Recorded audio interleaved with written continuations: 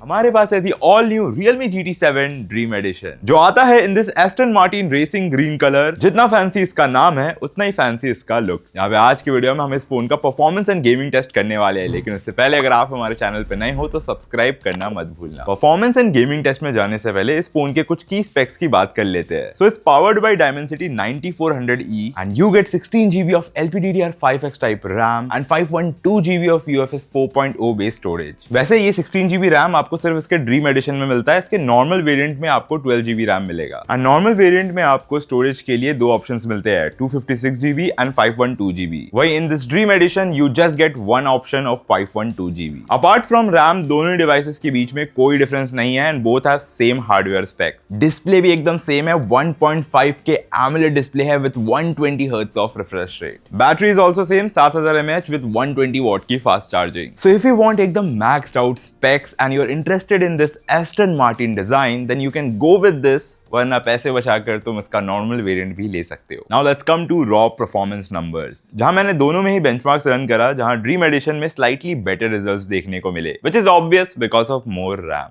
Realme GT7 dream edition में मुझे 18,75,000 का अंतुतु स्कोर देखने को मिला। देन Geekbench में 1877 का सिंगल स्कोर एंड 6,766 का मल्टी स्कोर। हमने GPU बेंचमार्क टेस्ट भी किया, जहां 12,500 का OpenCL स्कोर देखने को मिला, which is a really good number. And at last we ran throttle test, जहां 20 मिनट के थ्रॉटल टेस्ट में थोड़ा सा थ्रॉटल देखने को मिला। डिवाइस का परफॉर्मेंस बहुत अच्छे तरीके से फिलहाल ऑप्टिमाइज्ड नहीं है एंड 10 मिनट्स के बाद ही डिवाइस वार्म अप भी होना स्टार्ट हो गया था, बट ये चीज फ्यूचर अपडेट से फिक्स की जा सकती है। Now coming to most important segment, gaming, जहां दोनों ही फोन्स केपेबल है for 120 FPS game play in popular games like BGMI and call of duty. पहले कॉल ऑफ ड्यूटी से स्टार्ट करते हैं, जहां मैंने graphics low and frame rates ultra 120 FPS पे सेट कर दिया है। On left corner gaming dock मिलता है, जहां आपको काफी सारे ऑप्शंस देखने को मिल जाते हैं, like screenshot, screen recording, game focus mode, call blocker and ऐसे और भी बहुत सारे ऑप्शंस है that can help you while playing games. साथ ही आपको यहाँ पे frame rates, latency and CPU temperature भी देखने को मिल जाता है। सबसे पहले मल्टीप्लेयर मोड पे प्ले करते हैं। तो स्टार्टिंग में मैंने स्क्रीन रिकॉर्डिंग ऑन रखकर गेम प्ले स्टार्ट करा था, तो मैंने नोट करा कि गेम सिर्फ 60 FPS पे चल रहा था एंड जैसे ही मैंने स्क्रीन रिकॉर्डिंग को टर्न ऑफ करा, ये FPS डायरेक्टली 60 से बढ़कर 120 पे चला गया, जिससे ये पता चलता है कि अगर आप अपनी गेमिंग को रिकॉर्ड करना चाहते हो, उसे स्क्रीन रिकॉर्ड करना चाहते हो, तो आप फिर ज्यादा FPS पे गेम एंजॉय नहीं कर पाओगे, बिकॉज वो आपके गेमिंग एक्सपीरियंस को थोड़ा इफेक्ट करेगा। आई मीन काफी ज्यादा ही इफेक्ट कर देगा। 120 FPS से डायरेक्ट आपका गेम 60 FPS पे आ जाएगा। आगे और गेम प्ले के लिए मैंने स्क्रीन रिकॉर्डिंग ऑफ करके ही प्ले करा एंड मुझे प्रॉपर 120 FPS देखने को मिला and I can tell you 120 FPS में गेमिंग का एक्सपीरियंस तो एकदम नेक्स्ट लेवल है एंड डिस्प्ले भी काफी स्मूथ है। It's a 120 hertz refresh rate वाला डिस्प्ले, सो आपको ऑल ओवर अच्छा गेमिंग एक्सपीरियंस मिल जाएगा। और अगर फ्रेम ड्रॉप की बात करें तो कंटिन्यूअस गेमिंग में भी आफ्टर 30 मिनट्स भी usually frame was like 118 FPS, 117 FPS, उससे ज्यादा नीचे मैंने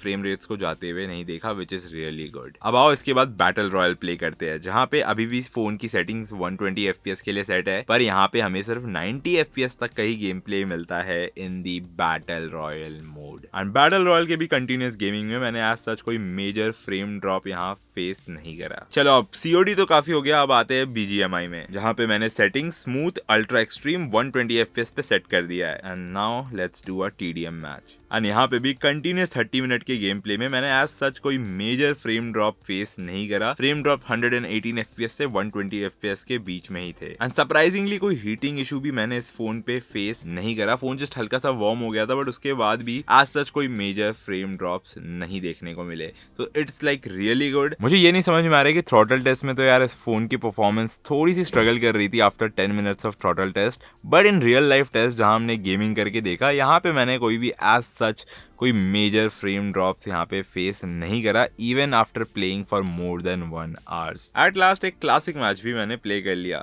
जहाँ पे एक बार फिर से टेस्ट करने के लिए मैंने यहाँ पे स्क्रीन रिकॉर्डिंग को ऑन किया and again as usual 120 FPS से फ्रेम रेट्स डायरेक्टली 60 FPS पे आ गए एंड स्क्रीन रिकॉर्डिंग को बंद करते ही अगेन वापस 120 FPS पे चले गए। तो यार विदाउट स्क्रीन रिकॉर्डिंग ही प्ले करोगे तभी तुम्हें 120 FPS मिलने वाला है।